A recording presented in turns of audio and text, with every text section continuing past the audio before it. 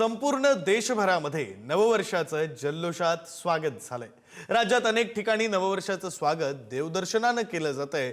मुंबईतील सिद्धिविनायक मंदिर, पुण्यातलं दगडूशेठ गणपती मंदिर तसंच शिर्डीतलं साईबाबा मंदिर इथं भाविकांनी मोठ्या प्रमाणात गर्दी केल्याचं बघायला मिळालं।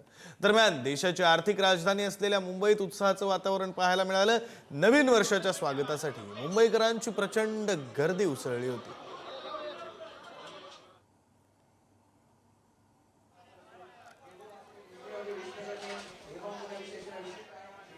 आणि या संदर्भात बोलण्यासाठी आपले प्रतिनिधी बालाजी पोद्दार आपल्यासोबत जोडले गेलेले आहेत।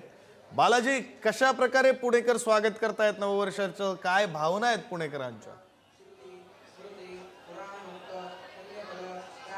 विक्रांत, प्रसन्न सकाळ आहे आणि पुणेकरांचे जे आराध्य दैवत आहे श्रीमंत दगडूशेठ गणपती, या गणपतीमध्ये सकाळपासून पुणेकर जे आहेत ते दर्शनासाठी मोठी रांग लावून आपल्याला पाहायला मिळत आहे। दगडूशेठ गणपतीचे आकर्षक रूप जे आहे ते आपल्या डोळ्यात सामावून घेऊन प्रत्येकजण नवीन वर्षाचा संकल्प करतोय। नवीन वर्षामधले आपले ध्येय जे आहेत, लक्ष जे आहेत ते गाठण्यासाठी वर्षभर जे आहे ते श्रीमंत दगडूशेठ गणपतीचा आशीर्वाद आपल्यासोबत राहावा यासाठी सगळे भाविक जे आहेत ते या ठिकाणी रात्रपासून दर्शनासाठी रांगेत पाहायला मिळत आहेत। जवळपास 2 ते 3 किलोमीटर जे आहे ते या मंदिराच्या बाहेर जे आहेत त्या रांगा आपल्याला पाहायला मिळत आहेत। प्रशासनाकडून सुद्धा सगळी तयारी जी आहे ती करण्यात आलेली आहे।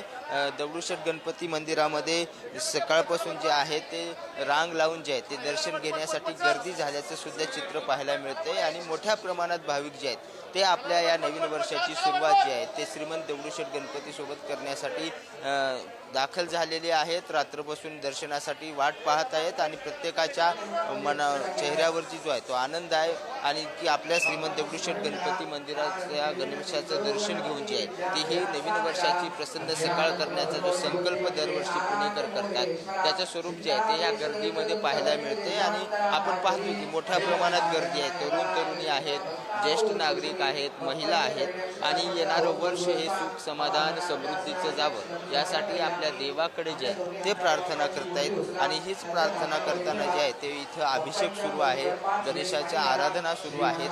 त्याचबरोबर प्रत्येक पुणेकर अगदी भक्तिभावाने जे आहे ते नवीन वर्षाचं स्वागत श्रीमंत दगडूशेठ गणपतीच्या दर्शनाने करताना पाहायला मिळतोय। विक्रांत, धन्यवाद बालाजी या सगळ्या सविस्तर माहितीसाठी।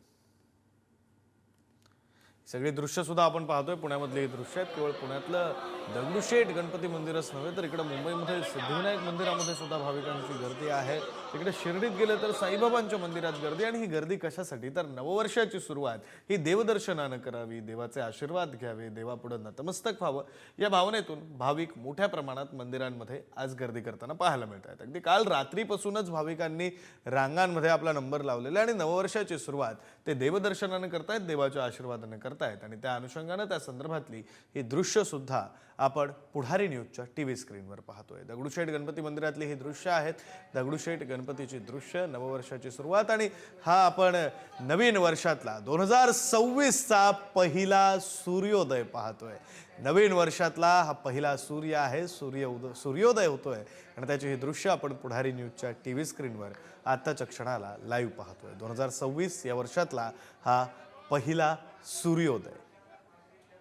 नवीन वर्षाची सुरुवात अतिशय प्रसन्न मंगलमय वातावरणात करण्यासाठी एकीकडे नागरिक भाविक हे देवदर्शनाला जात आहेत आणि हे दृश्य आपण पाहतोय पहिल्या सूर्योदयाची, नववर्षातला हा पहिला सूर्य आणि त्याचंही दर्शन आपण पुढारी न्यूजच्या टीव्ही स्क्रीनवर पाहतोय।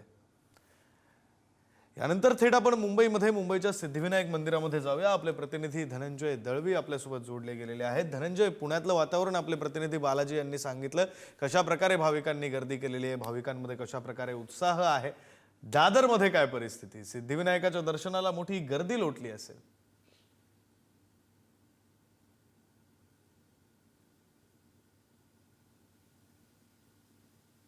लागलेली आपल्याला पाहायला मिळते। खरं तर नववर्षाच्या स्वागतासाठी मोठ्या संख्येने आज भाविक जे आहे ते सिद्धिविनायकच्या चरणी लीन होण्यासाठी येत असतात आणि मोठी जी गर्दी आहे ते आपण या सिद्धिविनायक मंदिरच्या परिसरामध्ये पाहू शकतो। एकंदरीत आपण जर पाहिलं तर आजच्या दिवशी सकाळी 3:15 पासून ते रात्री 11:30 पर्यंत आज मंदिर हे खुलं राहणार आहे आणि त्याच निमित्ताने मोठी गर्दी ही आपल्याला पहाटेपासूनच पाहायला मिळते. आणि आपण जर पाहिलं तर आज जे वर्षाच्या पहिल्याच दिवशी आपण जर पाहिलं तर मोठ्या संख्येने जे भाविक आहेत ते दर्शनासाठी आलेले पाहायला मिळतात. आणि अशामध्येच आपण जर पाहिलं तर हे भाविक आलेले असताना पावसाने सुद्धा आज हजेरी लावलेली पाहायला मिळते. त्यामुळे एकंदरीत पाऊस पडत असताना सुद्धा जे भाविक आहे ते या ठिकाणी मंदिराच्या बाहेरच्या परिसरामध्ये इथे रांग लावून उभे असलेले आपल्याला पाहायला मिळतात. आणि ही सगळी मांदियाळी जी आहे ती पहिल्याच दिवशी वर्षाच्या आपल्याला पाहायला मिळते. आणि एकंदरीत आपण जर पाहिलं तर मोठी रांग जी आहे ती मंदिराच्या परिसरामध्ये लागलेली आहे. साधारणतः आज जे आहे ते विविध कार्यक्रमांचं आयोजन हे मंदिर परिसरात करण्यात येतं. पहाटे जे आहे ते अभिषेक झालेला आहे, त्यानंतर काकड आरती झालेली आहे आणि त्यानंतर दिवसभर सुद्धा अशाच पद्धतीचं आयोजन हे मंदिर परिसरात भाविकांसाठी केलं जाणार आहे. नवीन वर्षाच्या स्वागतासाठी सगळे सज्ज असताना नवीन वर्षाची सुरुवात जी आहे ती भाविकांनी गणरायाच्या दर्शनाने केलेली आहे. आणि मुंबईचं आराध्य दैवत असलेलं सिद्धिविनायक मंदिर परिसरात मोठ्या संख्येने भाविक जे आहे ते आपल्याला दर्शनासाठी येताना पाहायला मिळतात. विक्रांत, बरं, धन्यवाद धनंजय दिलेल्या या सगळ्या सविस्तर माहितीसाठी.